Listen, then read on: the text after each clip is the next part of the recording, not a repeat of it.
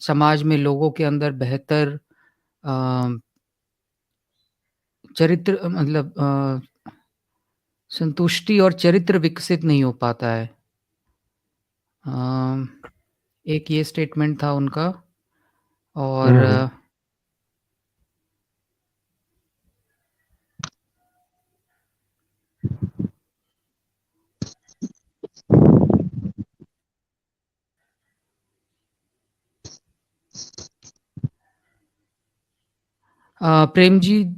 जी की बेहतर व्यवस्था को चलाने के लिए व्यक्तियों के अंदर बेहतर सोच और संतुष्टि तथा चरित्र का होना ज़रूरी है। यदि हम्म। समाज में व्यक्तियों के अंदर बेहतर सोच, संतुष्टि और चरित्र विकसित हो जाती है, तो बेहतर व्यवस्था लागू हो जाएगी। लेकिन समस्या यही हम्म। होती है कि समाज में लोगों के अंदर बेहतर संतुष्टि और चरित्र विकसित नहीं हो पाता है। हाँ, जी। तो जी। इसी जी इस सवाल को, क्योंकि हम लोग पहले सवालों को लेते हैं और जब सवाल सारे समाप्त हो जाएंगे तो फिर आज का टॉपिक जो है वो आगे चलेगा। इसमें क्या है कि ये लोगों का थोड़ा आम सा सोचना है, मतलब लगभग ऐसे सारे लोग सोचते हैं, ज्यादातर लोग, कि किसी अच्छी व्यवस्था के लिए किसी चरित्रता की, किसी ईमानदारी की ऐसी कोई जरूरतें होती हैं, कोई नैतिकता की, कोई बहुत बुद्धिमान होने की। ऐसा लोग सोचते हैं। और ऐसा क्यों सोचते हैं? क्योंकि वो ऐसा सोचते हैं कि भाई लोग ही तो वहां सब काम करते हैं, लोग ही तो सिस्टम को चुना बनाते हैं, लोग ही तो नेता बनते हैं, लोग ही तो नेता बनाते हैं, लोग ही तो चुनते हैं। तो जैसे लोग होंगे वैसे ही लोगों को चुनेंगे, वगैरह वगैरह, ऐसा लोग सोचते हैं। लेकिन जब मैंने खोज की और इस बात को आप आगे जो और दूसरे दूसरे टॉपिक उठेंगे उनसे आपको ये बात, उनसे भी समझ में आएगी और इस बात से भी समझ सकते हैं कि चरित्रता का मतलब क्या है। जैसे चरित्रता को हम लोग सोचते हैं कि भाई चरित्र का मतलब कि जैसा संविधान लिखा हुआ है उसके हिसाब से एकदम वैसे चलना, है ना? ऐसा करके लोग सोचते हैं चरित्र मतलब ऐसा, माने नेता को जैसा होना चाहिए वैसा नेता हो। पर वैसा नेता नहीं होता, इसलिए उसको बोलते हैं कि ये चरित्रवान नहीं है। नेता को चुनने वाले जैसे होने चाहिए भाई वैसे हो, वो नहीं है। वो लोग कोई और हैं और नेता को चुनने वाले कुछ और होने चाहिए, और टाइप के आदमी। तो फिर वो और टाइप का आदमी चुने, तो फिर वो ये बात ठीक ठाक हो। ऐसा करके लोग सोचते हैं। मगर जब आप डिटेल में जाएंगे और गहरी रिसर्च में जाएंगे तो ऐसा नहीं पाया जाता, ऐसा नहीं निकलता। और ऐसा क्यों नहीं निकलता, उसके हम लोग थोड़ा सा डिटेल में जाएंगे, थोड़ा सा गहराई में, कि देखिए, जैसा कि आप देखते हैं कि वैज्ञानिक आज से नहीं, 200 साल पहले से पैदा हो रहे हैं। और बहुत सारी चीजों को भी वैज्ञानिक तक में ले लें, जैसे कि पहिए का आविष्कार, आग का आविष्कार, तो ये हजारों साल से वैज्ञानिक मौजूद हैं और छोटी छोटी चीजों की खोज करते चले आ रहे हैं, तभी तभी यहाँ तक पहुंचे हैं। तो आप देखेंगे हर समय में वैज्ञानिक जैसे भी लोग रहे हैं, वह वैसी बुद्धि रखने वाले, और ऐसे भी लोग रहे हैं जिनको कुछ भी नहीं समझ में आता है, मतलब एकदम जैसे बहुत कम समझदार आदमी। तो ये प्रकृति में हम देखेंगे कि हर तरह के लोग सदा से ही रहे हैं, लेकिन फिर भी वहां से लेकर यहां तक हम लोग पहुंच गए। तो कैसे पहुंच गए? वो इसी आधार से पहुंच गए कि यहाँ पे आप देखेंगे कि कोई चीज, किसी चीज की खोज अगर एक आदमी कर देता है एक बार, जैसे किसी भी साइंटिस्ट ने कोई एक चीज की खोज कर दी, तो उस चीज का ज्ञान जनता में पहुंच जाता है और उसको जो जो जितने जितने लेवल से समझने की स्थिति रखता है वो उतने उतने लेवल का समझ के और उसे क्रियान्वित कर लेते हैं। जैसे उदाहरण के लिए मोटा मोटा अभी आप लोग मोबाइल पर जो भी कोई इसको देख रहे हैं, तो उनके पास मोबाइल है, उनको मोबाइल चलाना भर आता है, उनको मोबाइल में इससे ज्यादा कुछ नहीं पता जो इसका यूज कर रहे हैं। लेकिन इसको बनाने वाले भी मौजूद हैं, मतलब इसको बनाने के लिए जितनी योग्यता क्षमता चाहिए वो हैं लोग मौजूद। इसमें जितने भी पार्ट्स और प्रोसेसर और सब चीजें हो रही हैं उनको बनाने वाले भी हैं, इसको किसी ने खोजा भी है। और ये थोड़े से लोग हैं, ज्यादा जो लोग हैं वो हैं जो इसे इस्तेमाल कर रहे हैं, जो मोबाइल की कोई एबीसीडी नहीं समझते टेक्नोलॉजी के रूप में या नॉलेज के रूप में, उनको बस चलाना भर आता है, वो भी उनको सिखा दिया तो वो सीख गए। जिन्होंने इसको बनाया था उनको पता था कैसे चलाया जाता है, उन्होंने ही औरों को सिखाया, फिर उन औरों ने औरों को, फिर उन औरों ने औरों को, और ऐसे एक परंपरा बन जाती है और फिर सब लोग सीखते चले जाते हैं। इस तरह से सब लोग मोबाइल यूज करने लगते हैं बिना मोबाइल के लेवल की बुद्धि होते हुए, बिना मोबाइल के लेवल की जानकारी होते हुए। तो किसी भी एक बेहतर सिस्टम के लिए ये आवश्यक नहीं है कि सब लोग उस उस तरह के चरित्र के हों या उस तरह के मानने जानने वाले ऐसा कुछ हों। एक तो ये है। दूसरा ये है कि आप देखें कि प्रकृति में जैसा आदमी पैदा होता है वैसा ही होगा। आज से 1000 साल पहले भी वैसा ही पैदा होता था, आज भी वैसा ही होता है, और आज से हजारों साल बाद भी वैसा ही होगा। अंतर थोड़ा सा क्या आता है, ये जो हम ट्रेडिशन, शिक्षा और ये सब जो हम ले आते हैं, इनसे थोड़े बहुत अंतर आते हैं। लेकिन इनसे कौन से अंतर आते हैं? इनसे एबिलिटी में अंतर आते हैं। आदमी के होने बने में तो अंतर आते नहीं। 1000 साल पहले भी आदमी सुखी होना चाहता था, हजारों साल पहले भी, 200 साल पहले भी सब आदमी सुखी होना चाहते थे, आज भी सब आदमी सुखी होना चाहते हैं, और इन फ्यूचर कभी भी सभी आदमी सुखी ही होना चाहेंगे। मूल में बस यही रहता है हर आदमी के। जैसे आज का टॉपिक भी है, आज का टॉपिक क्या है कि भाई जीवन का उद्देश्य क्या है। तो जीवन का उद्देश्य जब मैंने खोजा तो पाया कि हर आदमी सुखी होना चाहता है और लगातार सुखी बने रहना चाहता है। वो दुख नहीं चाहता बीच में जरा भी, तो दुख की चाहना नहीं करता और सदा सुखी रहना चाहता है। तो सुखी होना जीवन का उद्देश्य है। आज के जो लोग हैं उनका भी, हजारों साल पहले के जो लोग थे उनका भी, सबसे पहला आदमी जो पैदा हुआ था उसका भी था, और सबसे आखिरी आदमी जो कोई पैदा होगा उसका भी यही यही एम होगा। क्या होगा कि सुखी होना, सुखी होना चाहते हैं। आज भी सारे लोग जो भी कुछ वो करते हैं, चाहे किसी चीज का चुनाव करें, चाहे किसी चीज को पैदा करें, चाहे किसी चीज कोई काम करें, उसके पीछे यही एक मंतव्य रहता है कि वो सब सुखी उसमें हो जाएं, जैसी जिंदगी वो जीना चाहते हैं वैसी जिंदगी जी लें। अब दिक्कत क्या थी अब तक कि व्यवस्था ऐसी नहीं मिल रही थी उनको कि उनको वो वैसी जिंदगी दे सके जैसी जिंदगी वो जीना चाह रहे हैं। तो अब वो क्या करते थे कि जो व्यवस्था उनको मिली उस व्यवस्था में वो येन केन प्रकार सुखी होने की चेष्टा करते थे। पहले तो वो सोचते थे कि ठीक है भाई, जो व्यवस्था है वो हमें जॉब दे दे, चीजें खरीदने के लिए हमारी स्थिति कर दे। पहले तो इसकी बात सोचते हैं हर आदमी। इसमें जब वो सफल नहीं होते, क्योंकि अभी तक की व्यवस्था इस प्रकार की है कि थोड़े लोगों को जॉब मिलता है, ज्यादातर लोग बेरोजगार रहते हैं। जैसा कि आप अभी भी देख रहे हैं कि भारत में 40 करोड़ लोग हैं जो जॉब कर सकते हैं, मगर मुश्किल से 5-7 करोड़ लोगों को जॉब मिल पाता है। उनमें भी थोड़े ही लोगों को जॉब है। जॉब मतलब अगर हम 50,000 से ऊपर की सैलरी वाले कोई जॉब माने, 50,000 से नीचे वाले की सैलरी तो काम चला हुआ है, वो तो जॉब भी नहीं है। जॉब का मतलब है कि जिसमें आप बढ़िया अच्छी खासी जिंदगी जी सकें, इतनी इनकम। तो वो नहीं हो पाती जब, तो अब आदमी क्या करे? वो है, उसकी फैमिली है, उसे अच्छा जीवन जीना है, तो अब क्या करता है? वो दूसरे तरीकों की कोशिश करता है जो सिस्टम में मौजूद नहीं है। तो वो किसी को चीट करने की कोशिश करेगा, किसी से उधार लेगा वापस नहीं करेगा, दो का माल चार में बेचेगा, बेईमानी करेगा, 420 करेगा, किसी का बच्चा किडनैप कर लेगा अमीर आदमी का, उसके बदले फिरौती मांगेगा, मतलब सारे क्राइम करेगा। ऐसा कुछ, ऐसा कोई ना कोई तरीका अपनाएगा कि जो सिस्टम जो बना हुआ है उससे वो इधर उधर ही होगा। क्योंकि सिस्टम में ऐसा तरीका अब तक बना नहीं जिससे सबको सब कुछ मिल जाए। तो सीधी सी बात है, जिनको नहीं मिल रहा है वो ट्राई मारेंगे दूसरे तरीके से। और उसी को आप बोल रहे हो कि देखो ये खराब आदमी है,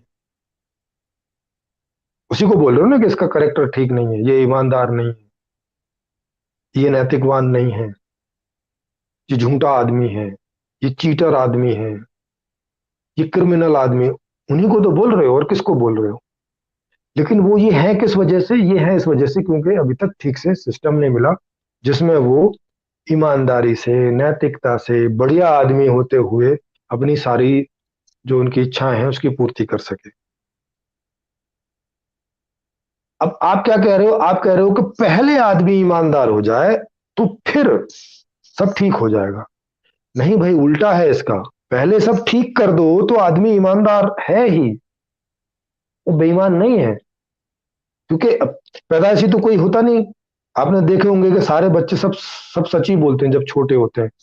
जैसे जैसे थोड़े थोड़े बड़े होते जाते हैं, उनको समझ आती जाती है कि सच बोलने से नुकसान होता है, सच बोलने से पिटाई होती है, सच बोलने से परेशानी होती है, तो वो फिर झूठ का सहारा लेना शुरू कर देते हैं। शुरुआत उनकी सच्चाई से होती है, झूठ से नहीं होती। कि जब उन्होंने पहली बात उनसे कोई पूछी और उन्होंने बोला तो झूठ बोल दिया ना।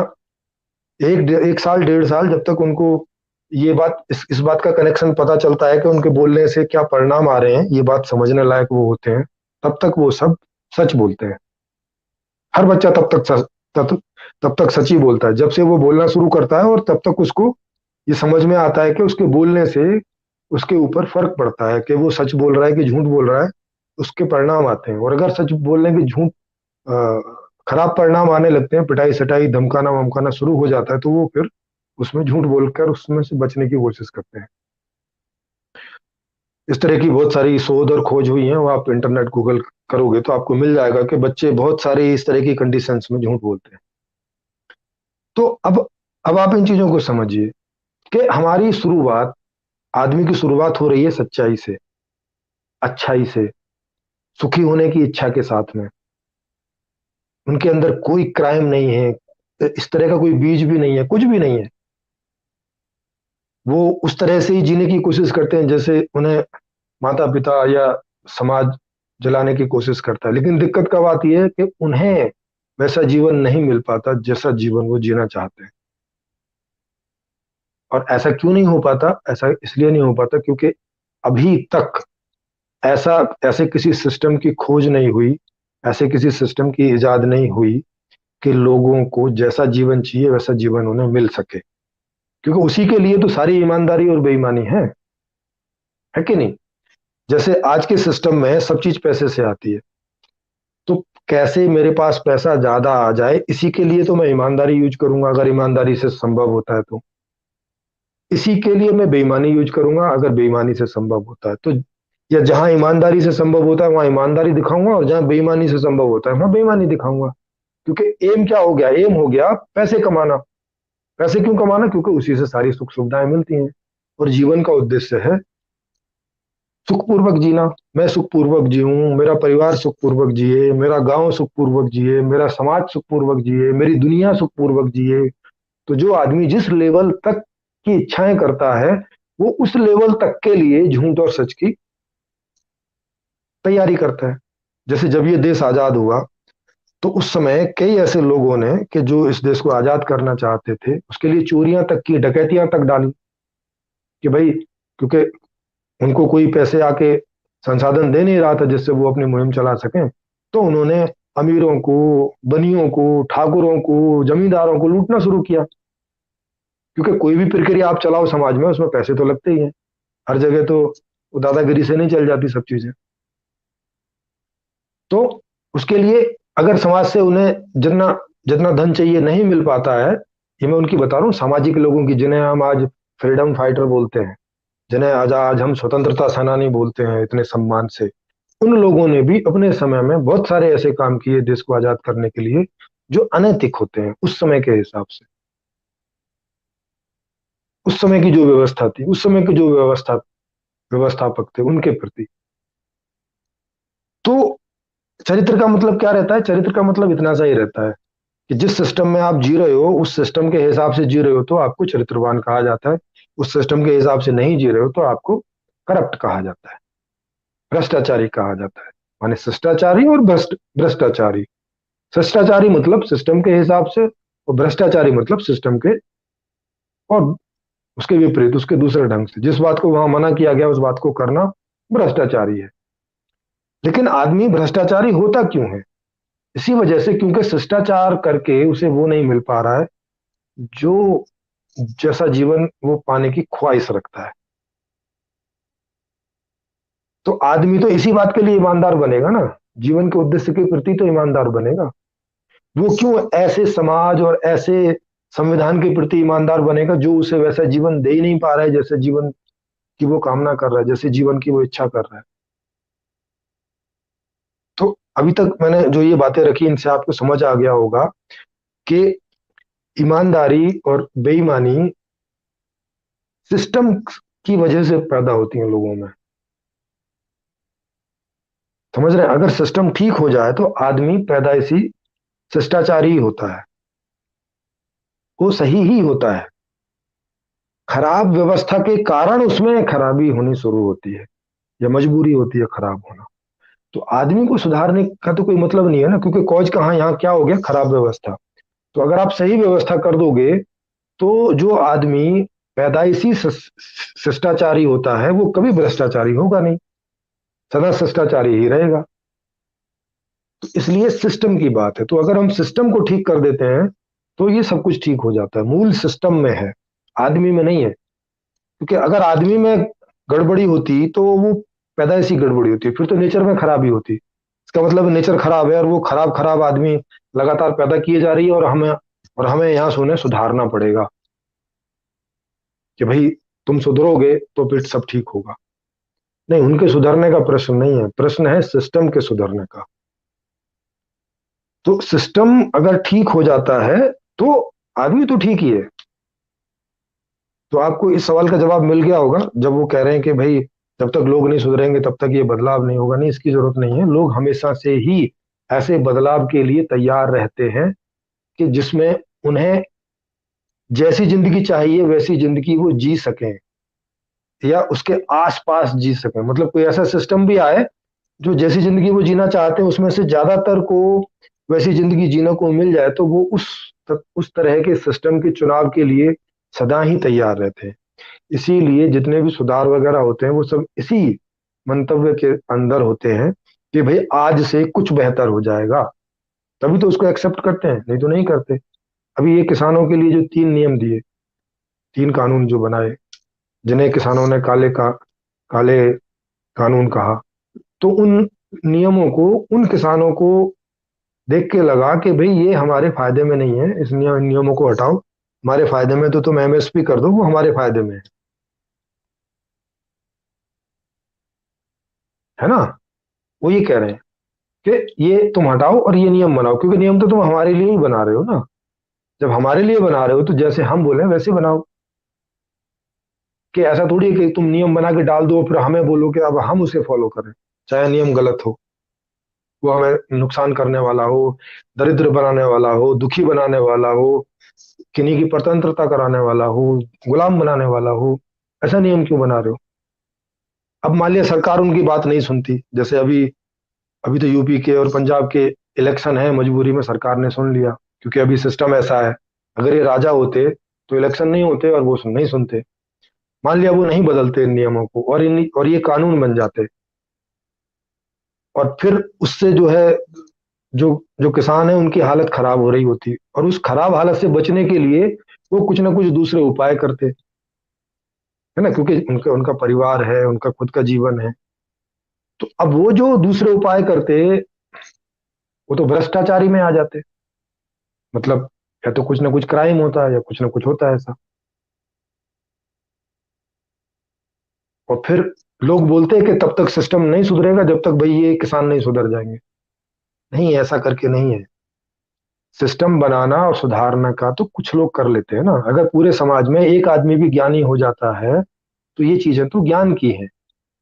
सिस्टम बनाना, कौन कहाँ पहुंचेगा, ये सब चीजें तो ज्ञान में आती हैं। और इसमें एक आदमी भी ज्ञानी हो जाता है तो वो बाकी आदमियों को ज्ञानी बना लेता है या उन्हें समझा देता है। उस तरह के लोग होते ही हैं समाज में बहुत सारे।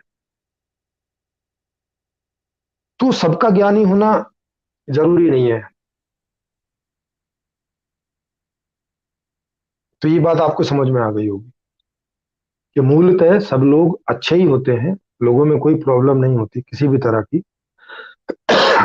और सिस्टम में सभी प्रकार के दिमाग के और सभी प्रकार के लोग चाहिए होते हैं।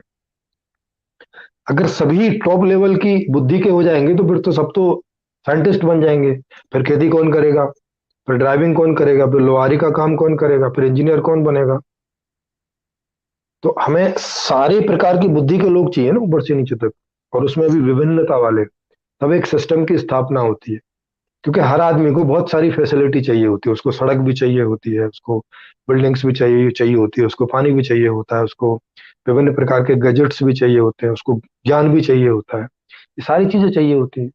तो ये सारी चीजें उसे तब मिलेंगी जब ये सारी चीजों का प्रोडक्शन होगा, और इन सारी चीजों का प्रोडक्शन तब होगा जब विभिन्न प्रकार के लोग पैदा होंगे और वो इन सारी चीजों का प्रोडक्शन करेंगे। तो कुछ साइंटिस्ट होंगे, कुछ डॉक्टर होंगे, कुछ इंजीनियर होंगे, कुछ खेती करने वाले होंगे, कुछ ड्राइवर होंगे, कुछ ऐसे करके होंगे, तब एक पूरा सिस्टम चलता है, और उसमें सब लोग सुखी हो पाते हैं। उसमें वैज्ञानिक भी सुखी हो पाता है, उसमें कृषक भी सुखी हो पाता है, उसमें धोबी भी सुखी हो पाता है। तभी सुखी हो पाते हैं ना जब सब कुछ बनेगा। जब सब कुछ बनेगा नहीं तो कौन किससे सुखी होगा? तो इसलिए सबको, टॉप लेवल का आदमी, टॉप लेवल से मतलब ये बुद्धि टाइप की उसमें, या शिष्टाचार वाली उसमें, वो कोई आवश्यक नहीं है। शिष्टाचारी होते ही हैं सभी मूल रूप से। अच्छी व्यवस्था होगी तो सब शिष्टाचार वाला ही व्यवहार करेंगे। और विभिन्न बुद्धि और विभिन्न एबिलिटी के लोगों की जरूरत होती है, सबको एक ही प्रकार की और एक ही लेवल की एबिलिटी की जरूरत नहीं होती है। जी। तो किन्हीं को इसमें और कोई क्वेश्चन है तो वो बताएं, या अमरीश जी कल का कोई क्वेश्चन याद आ रहा है तो बता दें, नहीं तो फिर आगे बढ़ेंगे।